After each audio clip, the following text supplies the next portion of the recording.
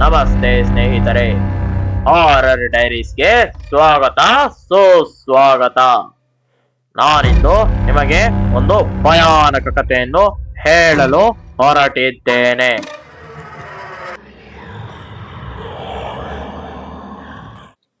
ಅದೊಂದು ಕರಾಳ ರಾತ್ರಿ. ಅಂದು ಮಳೆಯು ಜೋರಾಗಿ ಬೀಳುತ್ತಿತ್ತು.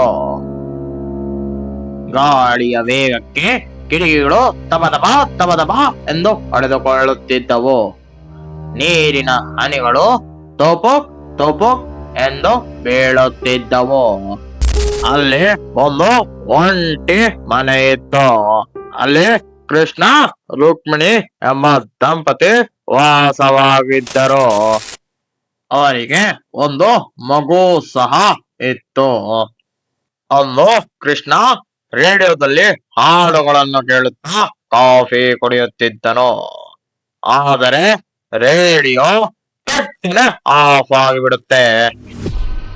ಅಲ್ಲೇ ಒಂದು ಭಯಾನಕ ಸತ್ಯ ಅಡಗಿತ್ತು. ಆದರೆ ಅದರ ಮರು ತಕ್ಷಣವೇ ಒಂದು ಲಾಲಿ ಹಾಡು ಕೇಳಿಸುತ್ತದೆ. ಲಾಲಿ ಲಾಲಿ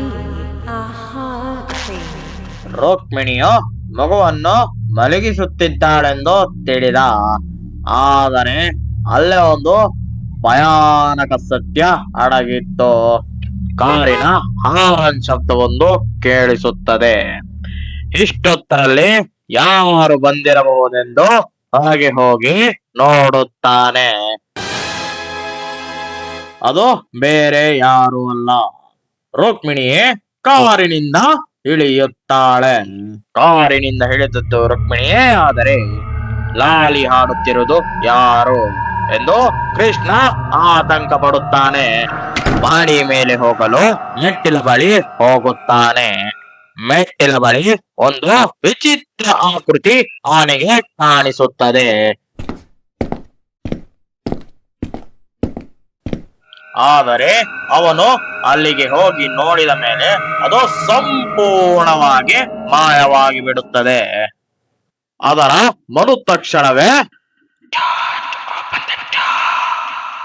ಎನ್ನುವ ಭಯಾನಕ ಸದ್ದು ಕೇಳಿಸುತ್ತದೆ.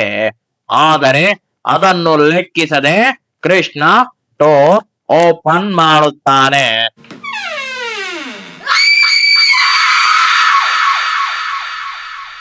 ಅಷ್ಟೇ ಸ್ನೇಹಿತರೆ.